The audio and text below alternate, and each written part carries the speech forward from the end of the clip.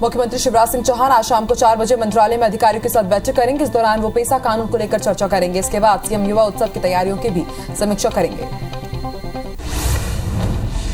बालोद में गृह मंत्री ताम्रध्वज साहू और उच्च शिक्षा मंत्री उमेश पटेल ने बासिन गांव में 2 करोड़ 14 लाख रुपए की लागत से बने नए पुल और कॉलेज का उद्घाटन किया। उन्होंने इस पुल को बासिन गांव के साथ ही आसपास के अंचल के लिए जीवन रेखा बताया। वहीं शासकीय महाविद्यालय की स्थापना को बड़ी सौगात बताया है। इस अवसर पर विधायक संगीता सिन्हा के साथ काफी तादाद में लोग मौजूद रहे।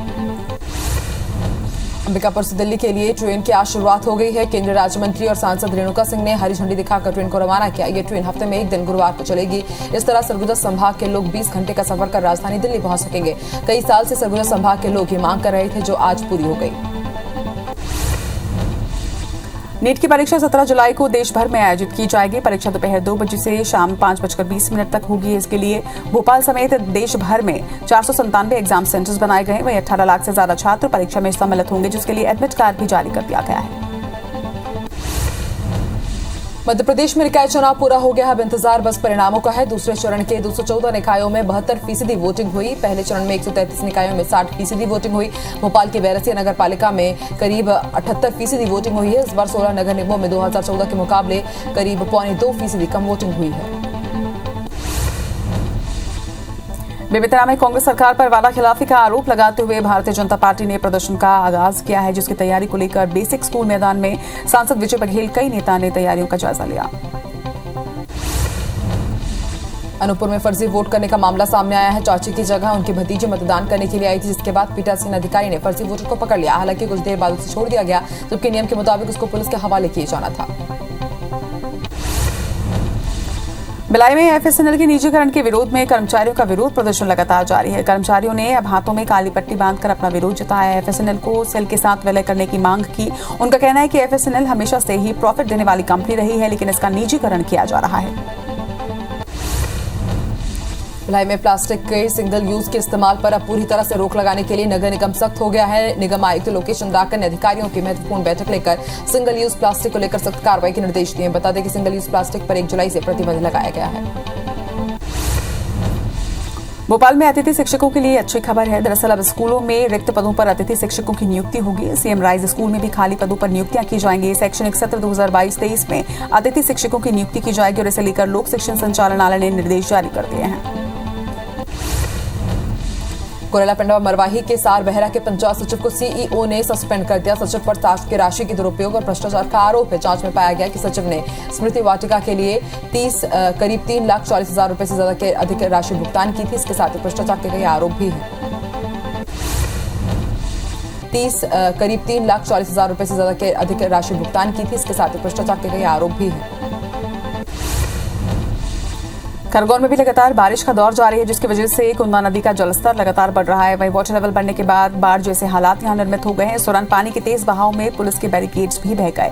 बारिश का पानी कुछ दुकानों में भी भरता नजर आया, तो वहीं सराफा बाजार भी पानी से लबालब रहा, जिससे लोगों को काफी परेशानियां हो रही हैं। खंडवा में पुलिया पार करते समय एक युवक नाले में बह गया, जिसका वीडियो सोशल मीडिया पर वायरल हो रहा है।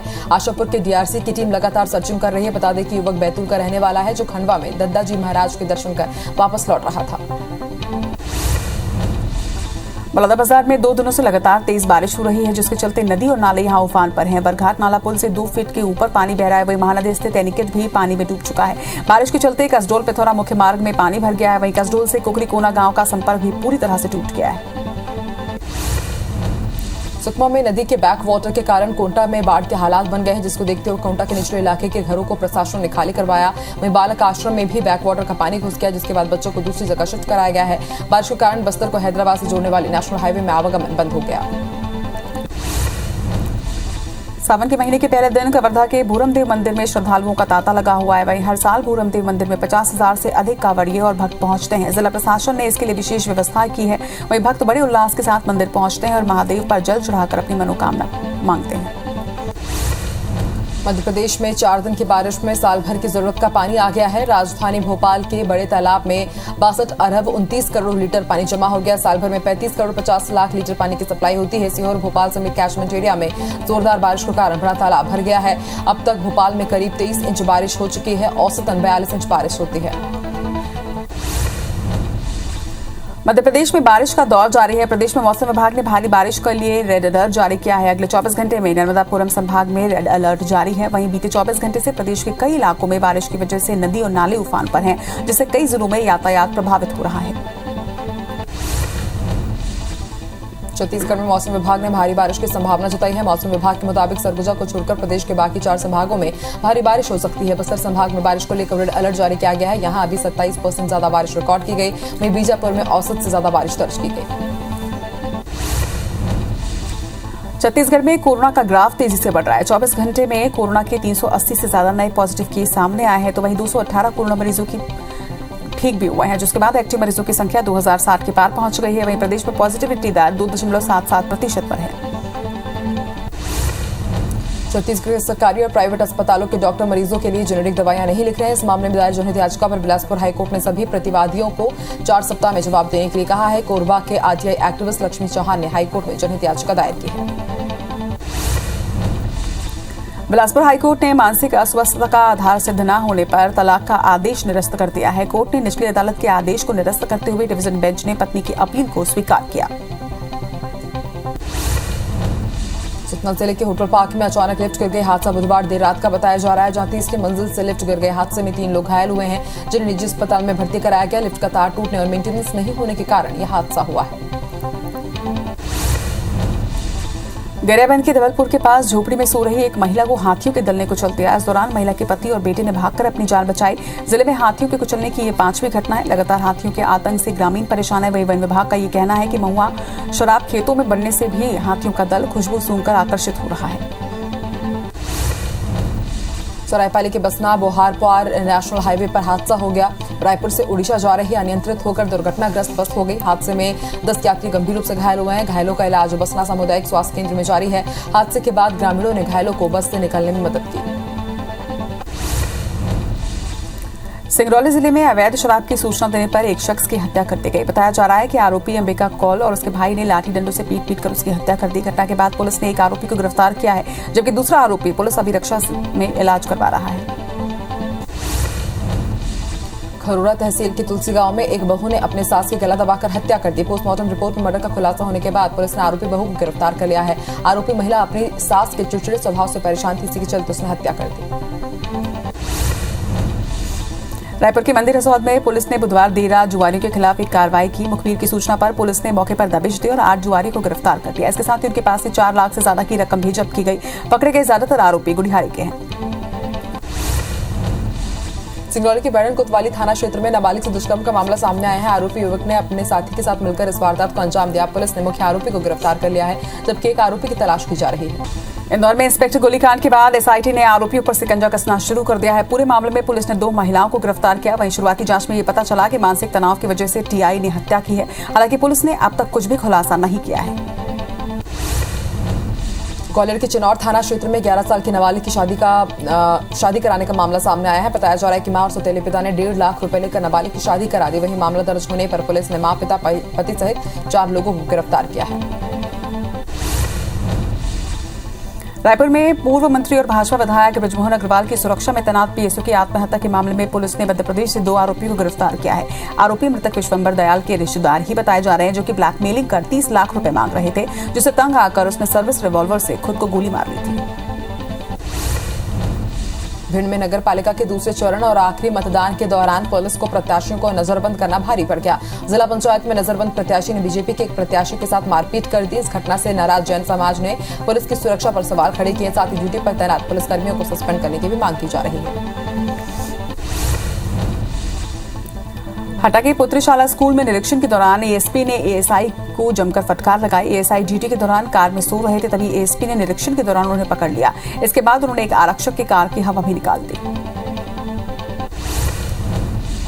ग्वालियर में शहर बिजली के लाइन लॉसेस को कम करने के लिए अब विद्युत संधारण योजना के तहत 375 करोड़ रुपए की राशि केंद्र सरकार ने दी है, जिसके तहत दावा किया जा रहा है कि इससे जो लाइन लॉसेस 40% तक होता है, अब वो 25% तक होगा। साथ ही ट्रिपिंग की समस्या जो थी वो भी अब उससे निजात मिल सकेगी।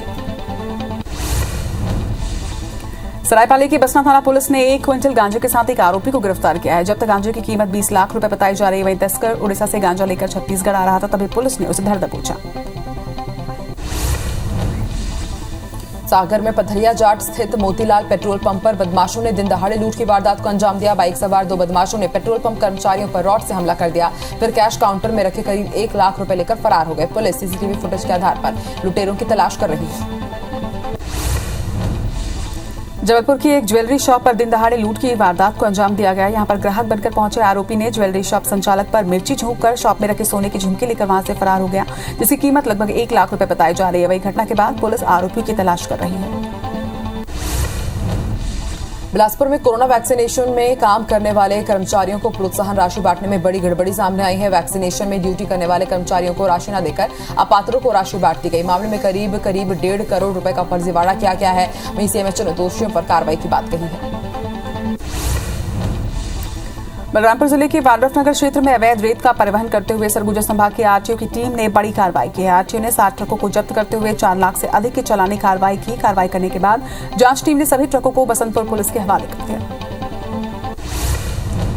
बैकुंठपुर में जिला प्रशासन ने रन फॉर ग्रीन का आयोजन किया, जिसकी शुरुआत संसदीय सचिव अंबिका सिंहदेव ने हरी झंडी दिखाकर की। इसके बाद लोगों ने घड़ी चौक से झुमका डैम तक दौड़ लगाई।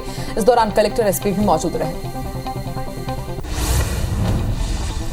सिंगरौली जिले में सिंगरौलिया स्थित निर्माणाधीन हवाई पट्टी की डेट लाइन 2 बार बढ़ाने के बावजूद अब तक इसका निर्माण पूरा नहीं हो सका है। लिहाजा कार्य देरी के कारण प्रोजेक्ट अभी भी अधूरा है। हालांकि हवाई पट्टी का पूरा कार्य 2021 दिसंबर में ही पूरा हो जाना चाहिए था, मगर निर्माणाधीन एजेंसी की उदासीनता की वजह से 30% से ज्यादा का काम अभी भी बाकी है। सीधी सिंगरौली को जोड़ने वाले एकमात्र नेशनल हाईवे 39 की हालत जर्जर है। यही यात्रा करने वाले लोगों के लिए काफी मुश्किल भरा रहता है और निर्माण एजेंसी की लापरवाही के कारण अब तक काम पूरा नहीं हो पाया है। जर्जर सड़क की वजह से कई हादसे भी हुए हैं।